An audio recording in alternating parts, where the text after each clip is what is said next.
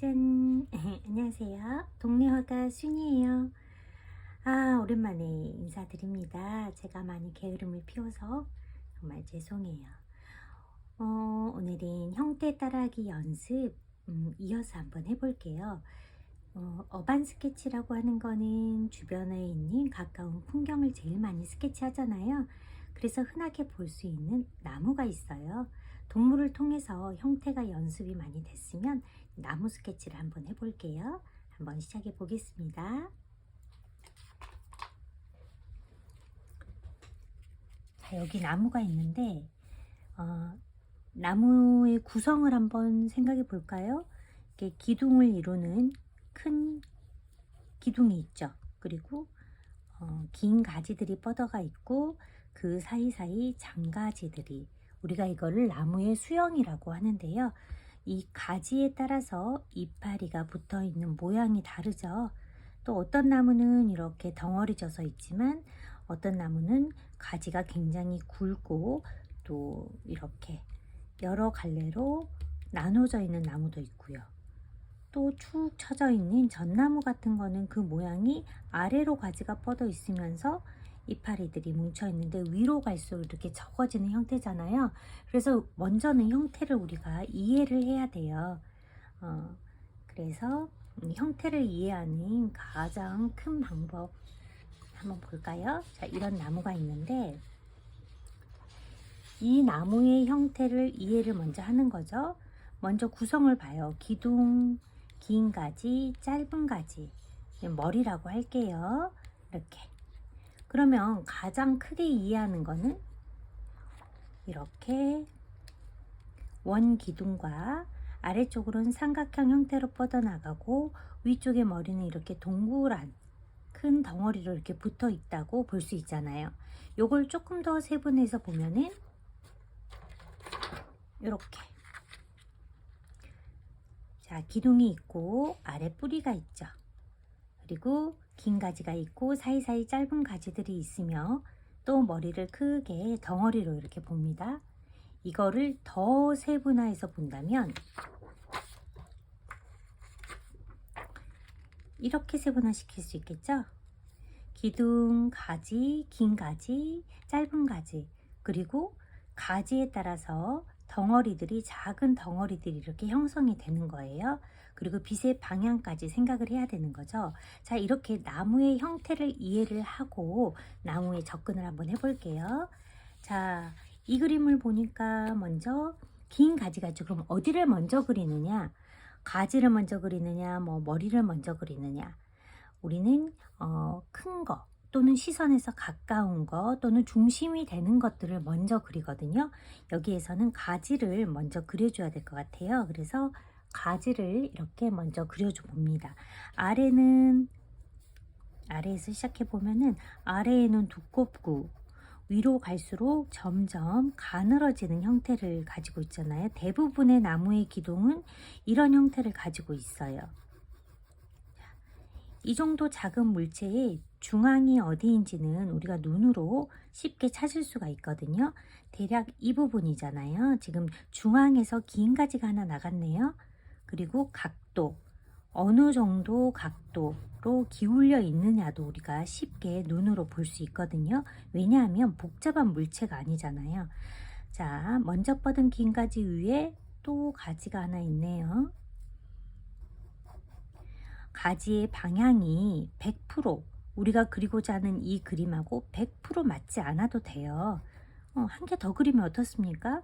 좀 더 그려줘도 상관없습니다. 하지만 이 가지의 전체적인 느낌이라는 게 있잖아요. 그거를 잘 캐치해 주셔가지고 이렇게 그려주면 돼요. 스케치처럼 이렇게 어느 정도 모양을 그려주고 색을 칠해도 되지만 색을 칠하면서 모양을 잡아줘도 아무 상관이 없어요. 내가 하고 싶은 대로 더 쉬운 방법대로 하면 됩니다. 저는 어느 정도 스케치를 그려주고 하는 게 편해요. 그러면은 이렇게 외곽선을 그려주지만 그렇지 않으면은 여러분 편하게 마음 가는 대로 해도 돼요.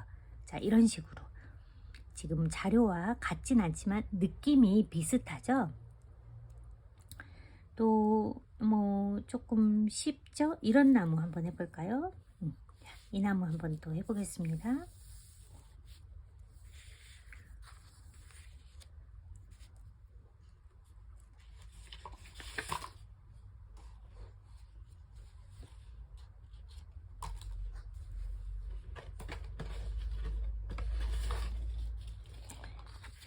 자, 또 기둥이 있죠. 저랑 같이 따라해 보고 계시죠?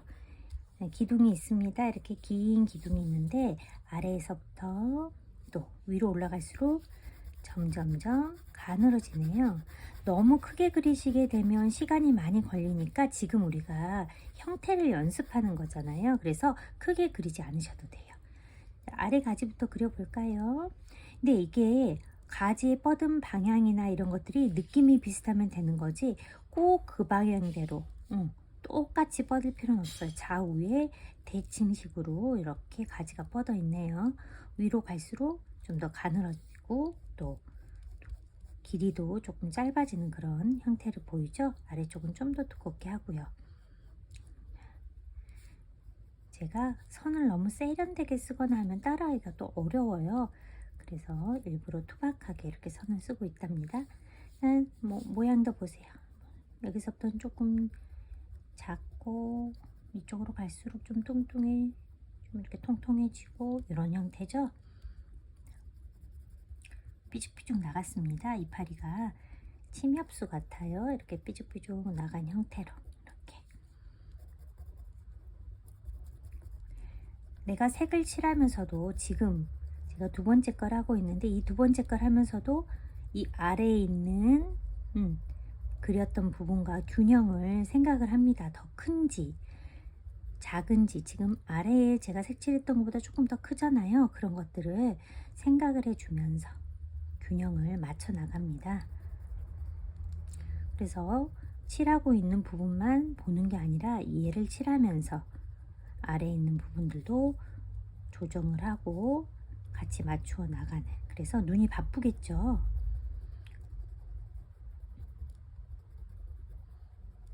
이런 식으로 뭐 중간에도 이렇게 이파리가 있습니다. 이렇게 가지가 앞으로도 뻗은 애들이 있기 때문에 중간에도 이렇게 있고요.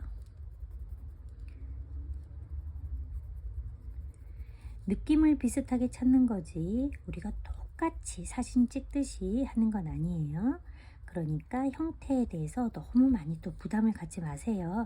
우리는 여러 번 해서 손이 좀 익숙하게, 이게 기술이잖아요. 기술은 자꾸자꾸 써먹고 갈고 닦아야지만이 자연스럽게 제가 하고 싶은 대로 되거든요.